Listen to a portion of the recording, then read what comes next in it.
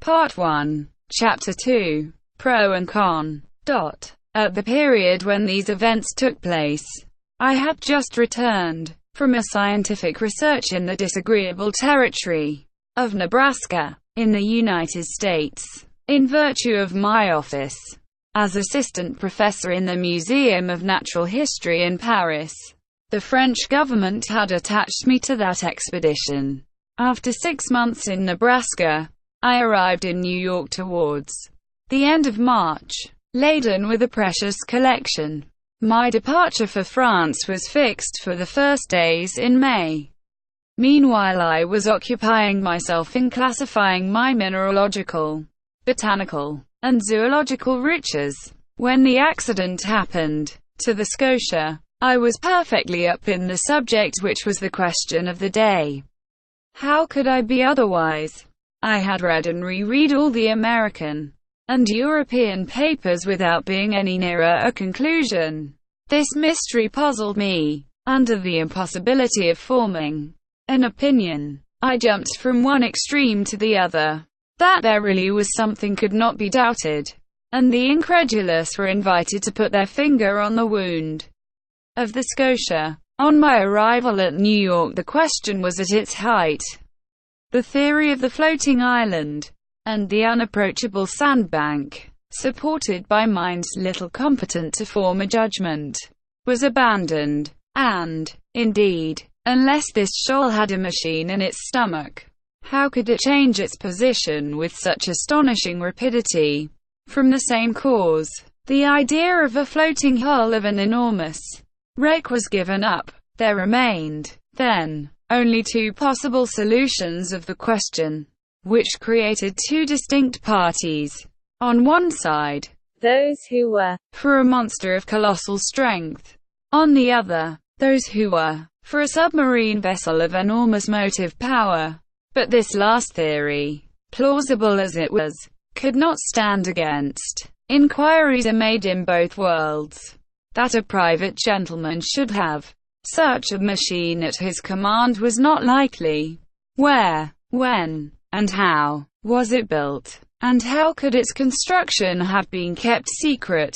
Certainly a government might possess such a destructive machine.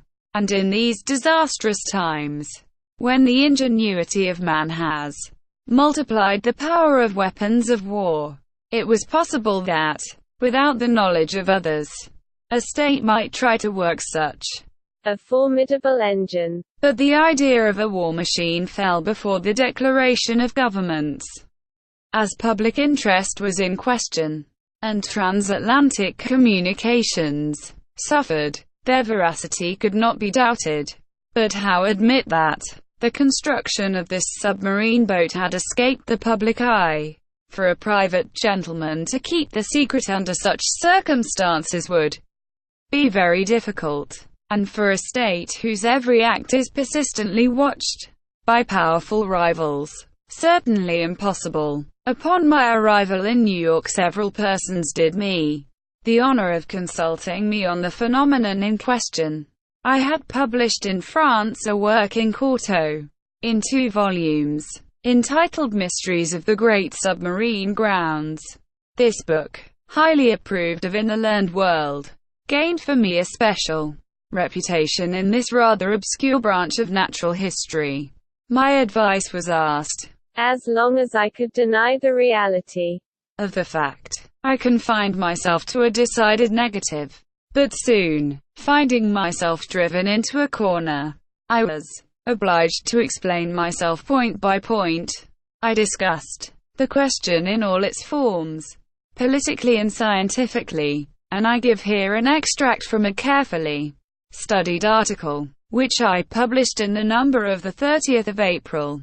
It ran as follows: after examining one by one the different theories, rejecting all other suggestions, it becomes necessary to admit the existence of a marine animal of enormous power.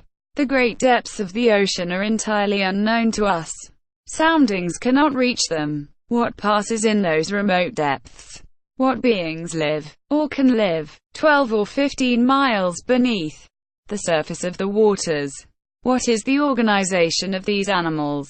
We can scarcely conjecture. However, the solution of the problem submitted to me may modify the form of the dilemma. Either we do know all the varieties of beings which people our planet, or we do not.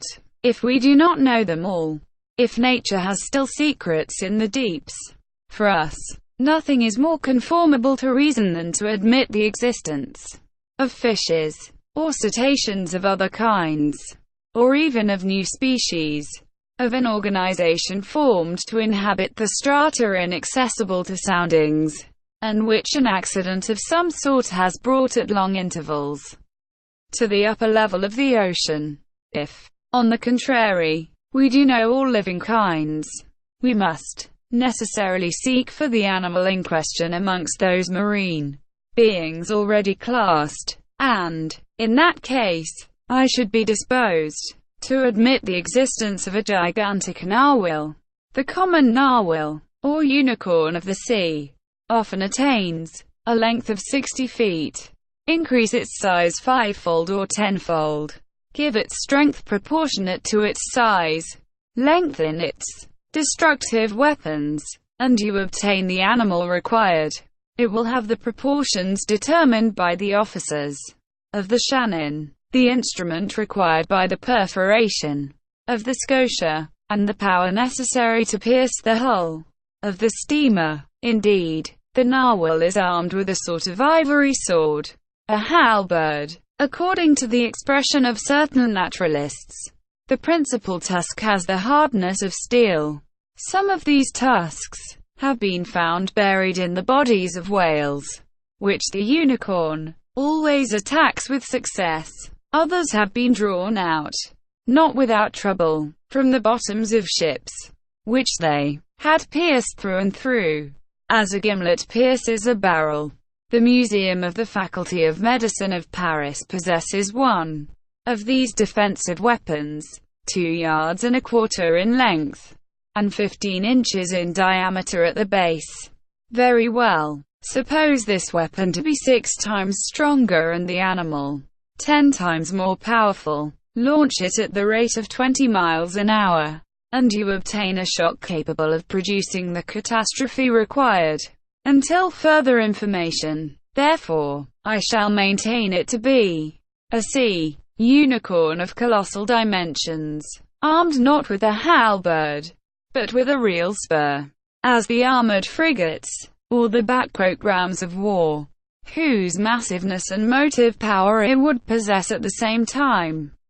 Thus may this puzzling phenomenon be explained, unless there be something over and above all that one has ever conjectured, seen, perceived, or experienced, which is just within the bounds of possibility. These last words were cowardly on my part, but, up to a certain point, I wished to shelter my dignity as professor, and not give too much cause for laughter to the Americans, who laugh well, when they do laugh. I reserved for myself a way of escape. In effect, however, I admitted the existence of their monster. My article was warmly discussed, which procured it a high reputation. It rallied round it a certain number of partisans. The solution it proposed gave, at least, full liberty to the imagination. The human mind delights in grand conceptions of supernatural beings, and the sea is precisely their best vehicle, the only medium through which these giants, against which terrestrial animals, such as elephants or rhinoceroses, are as nothing, can be produced or developed. The industrial and commercial papers treated the question chiefly from this point of view. The Shipping and Mercantile Gazette, the Lloyd's List, the Packet Boat, and the Maritime and Colonial Review, all papers devoted to insurance companies which threatened to raise their rates of premium, were unanimous on this point. Public opinion had been pronounced, and in New York they made preparations for an expedition destined to pursue this narwhal. A frigate of great speed, the Abraham Lincoln, was put in commission as soon as possible. The arsenals were open to Commander Farragut, who hastened the arming of his frigate. But, as it always happens, the moment it was decided to pursue the monster did not appear. For 2 months no one heard it spoken of. No ship met with it. It seemed as if this unicorn knew of the plot weaving around it.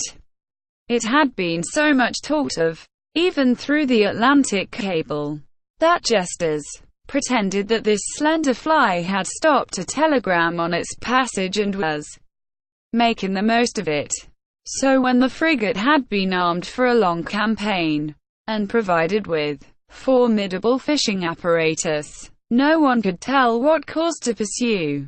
Impatience grew apace when, on the 2nd of July, they learned that a steamer of the line of San Francisco, from California to Shanghai, had seen the animal 3 weeks before in the North Pacific Ocean. The excitement caused by this news was extreme. The ship was revictualled, and well stocked with coal. 3 hours before the Abraham Lincoln left Brooklyn Pier, I received a letter worded as follows: to M. Aronnax, professor in the Museum of Paris, Fifth Avenue Hotel, New York. Sir, if you will consent to join the Abraham Lincoln in this expedition, the government of the United States will with pleasure see France represented in the enterprise. Commander Farragut has a cabin at your disposal. Very cordially yours, J. B. Hobson, Secretary of Marine.